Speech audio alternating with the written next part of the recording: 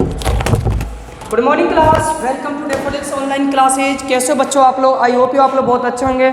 आप लोगों की एजुकेशन वगैरह जो भी चल रही है, जैसे हम लोग कोशिश कर रहे हैं अपनी तरफ से जो भी एफर्ट लगा रहे हैं, आप लोग उसको फॉलो भी कर रहे होंगे और लर्निंग प्रोसेस भी आप लोगों का चल रहा होगा। ठीक है स्टूडेंट्स, मैंने आपको जो चैप्टर नंबर के क्वेश्चन आंसर मैं दोबारा बता देता हूँ। जिन बच्चों ने वीडियो लेक्चर्स नहीं देखे हैं, आपको जो भी मैंने पीडीएफ अवेलेबल कराए हैं चैप्टरों के क्वेश्चन आंसर के, आप लोगों की बोर्ड एग्जामिनेशन है तो आपको एजुकेशन में कोई भी लापरवाही नहीं बरतनी है। तो आप अभी से उसको होमवर्क करिए और लर्न करना चालू करिए। देखो दो फायदे हैं, एक तो आप जब भी स्कूल रीओपन होगा तो आपको दोबारा होमवर्क नहीं करना पड़ेगा और लर्न भी आपको वो चैप्टर पहले से एडवांस हो जाएंगे। तो ठीक है, तो आपको ही बेनिफिट होगा आपके नंबरों में।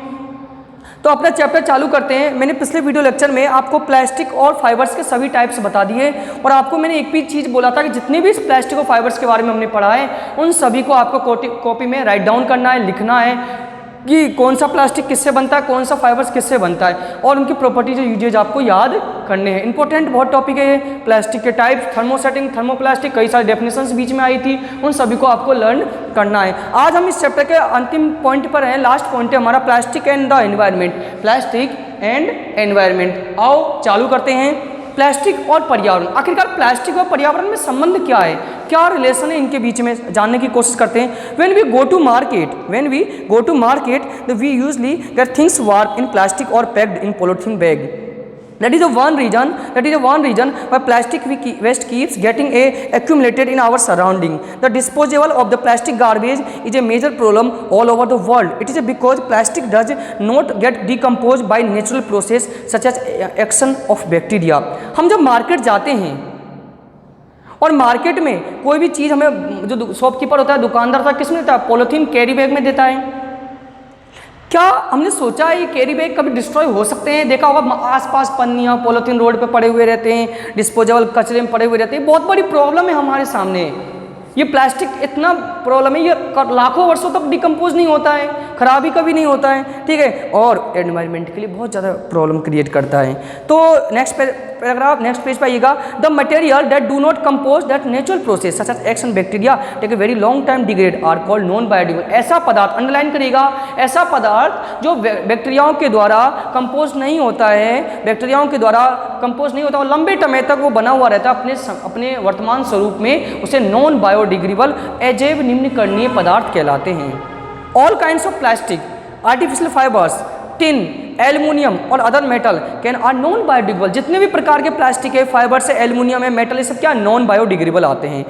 अब अगला डेफिनेशन अंडरलाइन करिएगा, बहुत इंपॉर्टेंट डेफिनेशन है दोनों ही। The material which get decomposed through natural process such as action of bacteria are called biodegradable materials. ऐसे पदार्थ जो कंपोज हो, सड़ जाते हैं, गल जाते हैं, अपने आप डिकम्पोज होने लग जाते हैं, वो क्या कहलाते हैं? बायोडिग्रेडेबल। जैसे वेजिटेबल खराब होती है ना, फ्रूट्स खराब हो जाता है अपने आप ही कुछ दिनों में, आपके फूड स्टफ्स हैं, पेपर वगैरह, कागज़ कुछ दिनों में खराब, कमज़ोर पड़ जाते हैं, पुराने हो जाते हैं, कॉटन, कपड़े वगैरह, ये सब क्या खराब होते हैं। टाइम, इनका एक टाइमिंग पीरियड होता है, एक निश्चित समय के बाद ये कंपोज हो जाते हैं, अपने आप ही गल जाते हैं, कमज़ोर पड़ जाते हैं। लेकिन जो नॉन बायोडिग्रेडेबल है, कई वर्षों तक वो खराब नहीं होते हैं।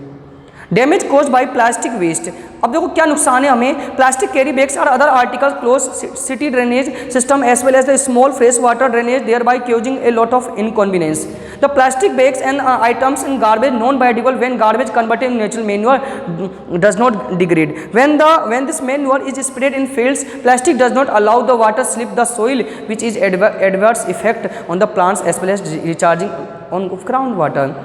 अब प्लास्टिक बैग, यदि कैरी बैग्स होते हैं प्लास्टिकों के बने हुए पॉलीथीन होते हैं, ये एक तो कंपोज नहीं होते, डिकम्पोज नहीं होते हैं, साथ के साथ मिट्टी वगैरह ज़मीन में यदि हम नीचे डाल देते हैं, ज़मीन के नीचे उसको भूमि भराव कर देते हैं, लैंड फिल कर देते हैं, मान लो गड्ढा खोद के हमने पॉलीथीन वगैरह कैरी बैग नीचे करते हैं, नीचे की मिट्टी को भी प्रदूषित करते हैं, प्लांट्स को भी पॉल्यूटेड करते हैं। Plastic is burn produce very harmful gas which pollute the air. यदि हम इनको जलाएं तो इनमें से धुआं निकलता है, काले धुआं निकलते हैं। देखा होगा ना, कई टायर ट्यूब पॉलीथीन जलती है, कितनी पॉल्यूशन आती है, कितनी उसमें से स्मेल आती है, तो वो भी नुकसान है। Stray cow and other animals sometimes plastic carry bags garbage dumps the plastic carry bag choke the digestive tract animal therapy causing of death। कई बार क्या हो जाता है, इसके कारण जानवरों की मौत भी हो जाती है। रोड पे कोई पॉलीथीन वगैरह पड़ा हुआ है और जानवर उसको अनजान है, वो नहीं समझता, वो उसको खा जाता है, उसकी आंत में जाकर, उसके स्टमच में जाकर फंस जाता है, इंस्टाइन में जाकर फंस जाता है और उसकी डेथ भी हो जाती है। तो एक चीज़ हम लोगों को शपथ लेना पड़ेगा, रिजोल्यूशन लेना पड़ेगा कि कभी भी प्लास्टिक कैरी बैग को आप रोड पर नहीं फेंकिएगा।